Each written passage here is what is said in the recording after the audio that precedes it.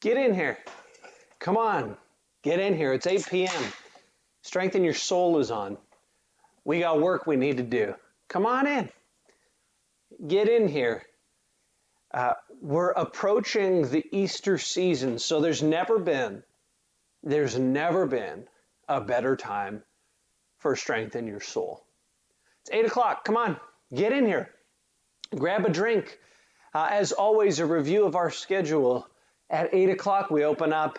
8:01, and we grab a drink. We cheers together. 8:02, we start. Over the next we're doing just a two-part series as we head towards Easter weekend. We're talking about some of the painful parts of life. And how do you use those to have meaning, and how do you use them to have strength? So come on in, get in here. We need you. Grab a drink, whatever you're having. I know some of you have a stiffer drink. Some of you have a softer drink. Tonight, I'm having the best drink, which is a Fresca. 0 calories, 100% fun. 100% fun, no calories. So come on, get in here, grab a drink. Tonight we're going to try to embrace some of the aspects of life that include suffering. That's what we're going to talk about. So with that being said, hope you got your drink. Here we go in 3, 2, 1. Cheers. Drink together. Let's talk about your soul. One of the things that virtually every worldview tries to deal with is this concept of suffering. So whether it's inside a faith system or outside of a faith system, every human being, we experience suffering. All of us experience suffering.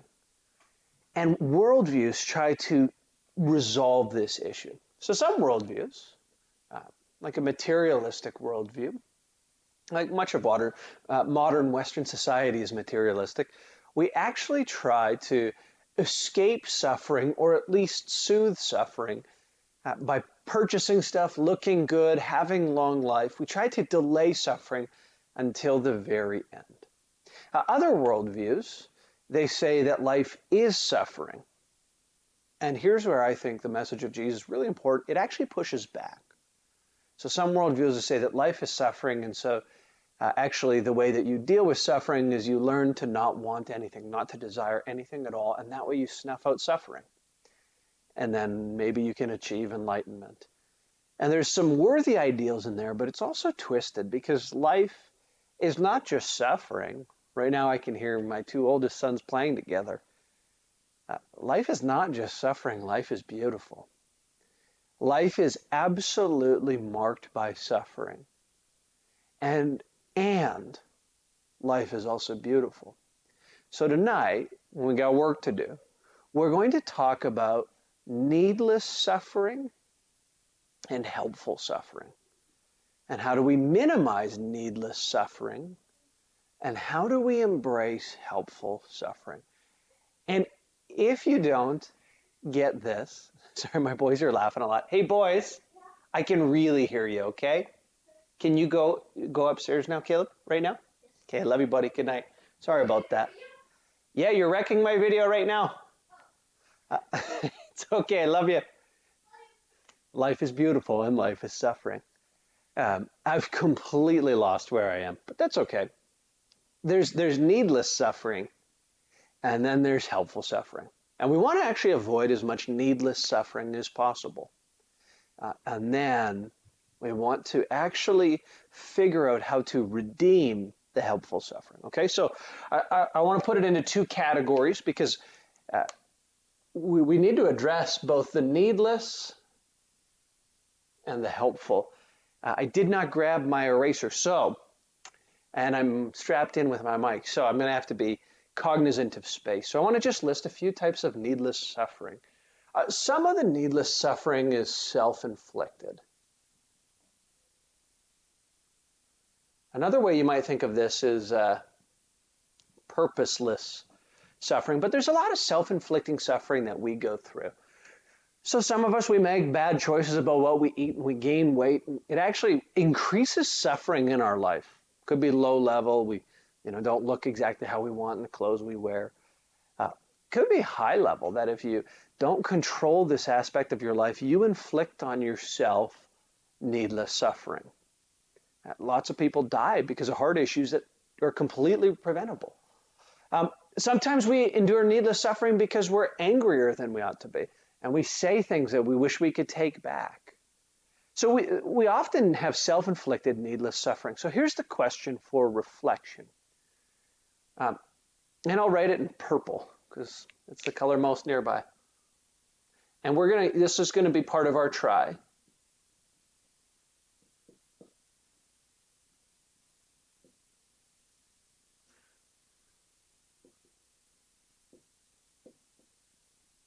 So where am I suffering that I can change?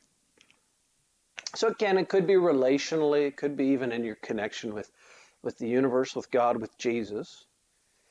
Or there's also another type of suffering, that I'll say is this, other inflicted.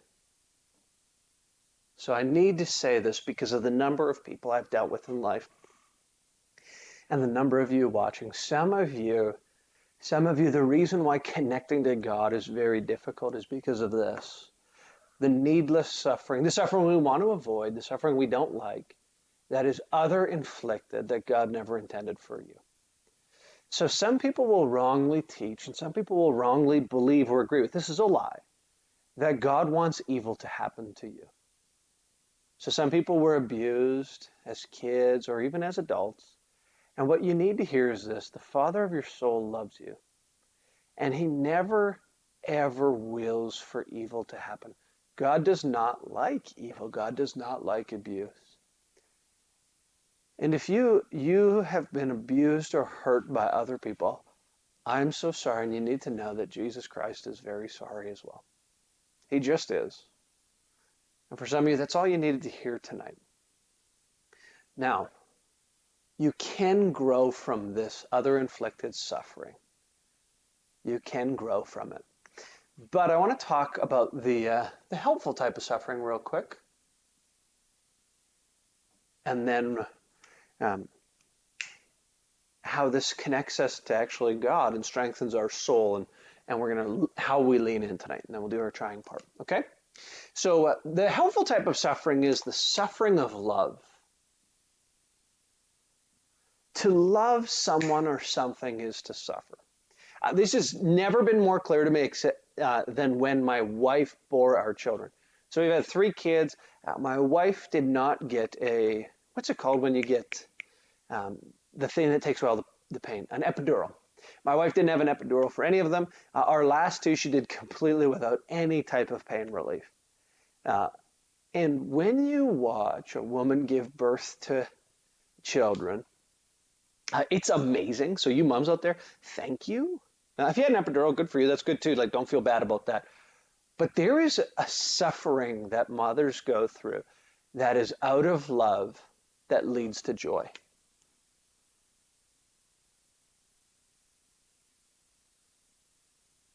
There's a suffering that you can go through out of love that leads to joy. So even, for instance, tonight, my kids needed to hand in some assignments for school, and they weren't done. This is like the lowest level. The highest level would be like, giving your life for another person. But even in the small way, I got to help my, grade 2 and grade 1 sons submit a bunch of assignments. And it was totally annoying. I'd worked hard today. I didn't want to do more work. And so I opted into a low level of suffering to demonstrate love. There was a giving of myself, a pain that I had to endure out of love that led to their joy and mine. They were done with school, but they're growing and they're learning, and the joy is actually mine.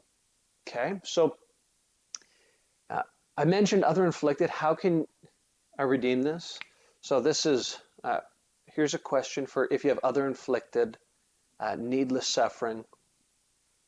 You just simply ask, what can I learn or forgive?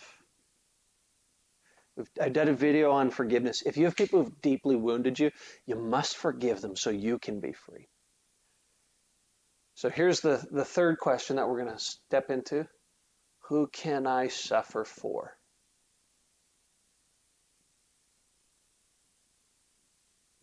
Out of love. Again, this can be often quite low level. You can suffer by giving your money. You can suffer by serving your significant other, your partner, your spouse. You can suffer in a way that is helpful, that will transform your heart and connect you to the heart of God. Because as we approach Easter, the story of Jesus is this, that Jesus, he willingly suffered for you. And he willingly suffered for me. And it actually says that he went to the cross and died a horrible execution out of love for you and for me. And it actually said that it would lead to his joy, because in laying down his life, in suffering for us, he suffered what we have earned. So we have so much self-inflicted suffering that we deserve when we walk from God, abandoned our morals, our conscience, when we violate our own, sort of standards, when we turn our back on God. Jesus actually, he suffered our self-inflicted wounds from what the Bible calls sin. So the very heart of God is this, that he is one who is willing to suffer not only alongside of you, but in your place and for you. So at the very center of reality itself, there is one who loves you, who suffers for you, to change you, to reconnect with you. And that brings him great joy. I can see that the whiteboard is reflecting all kinds of crazy. Hopefully that's a little bit better. So with that being said, let's move to our try portion. There's 3 questions up here. Where am I suffering that I can change? So we're going to think, we're going to pray, we're going to reflect, we're going to ask the universe, we're going to ask God, we're going to ask Jesus in particular. That's who I'm referencing. Again, some of you are figuring this out if you can trust Jesus, and that's okay. But we're going to ask, where am I suffering that I can change? Here's sort of the optional one for tonight. What can I learn? If you have other inflicted suffering that comes to mind that God wants you to process tonight, do so. And you do so by asking, what can I learn? And who do I need to forgive? But we'll just focus on these 2. And then, who can I suffer for out of love? Who can I lay down more of my life for? For their joy and mine, rooted out of love. So, I'll model a prayer for you. And we're just going to listen and think. And God will often put thoughts in your head and speak to you. So, first one, God, where am I suffering self-inflicted suffering that I can change?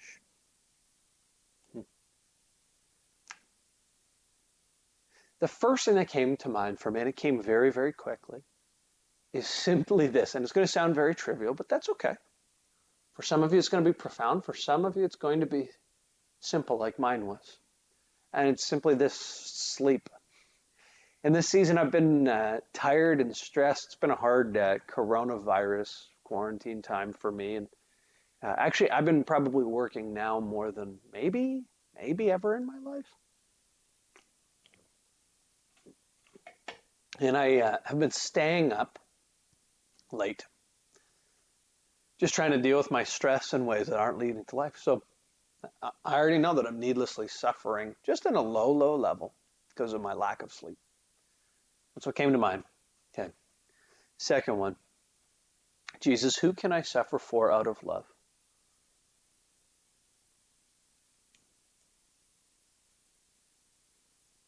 Again, I have a friend who comes to mind. I'm not going to use his name because I want to keep his anonymity. But again, there's this friend of mine that just keeps coming up on my mind that I need to contact. I need to spend extra time. It's again, for me, these are low-level suffering. Sometimes the Father of our soul will call us to great levels of suffering to help other people. That is absolutely true. That is absolutely true. But sometimes it's simple. So yesterday, my mom, I had to go take my car to her because she was going to get tested for COVID-19. And I had to spend like an hour just waiting for her to take my car, use it, drive back. And there's, a possibility of infection. Again, a pretty low level of suffering, but it could lead to larger suffering. But out of love, I have to serve. I have to suffer. But for me tonight, it's a friend. So suffering connects you at the heart of God because he is one who suffers for those he loves, and he loves you. There's two types of suffering. There's needless suffering, suffering that God doesn't really long for us to have. Some of it's self-inflicted and it helps teach us. Other inflicted suffering can only be redeemed. God never wanted evil for you. And then there's the helpful kind of suffering that comes out of love as you give yourself for others. With that being said, I hope you're connecting with God. I hope you have an amazing Easter weekend with your friends and family. I love you lots. Thanks for tuning in. We'll see you soon. Have a great night.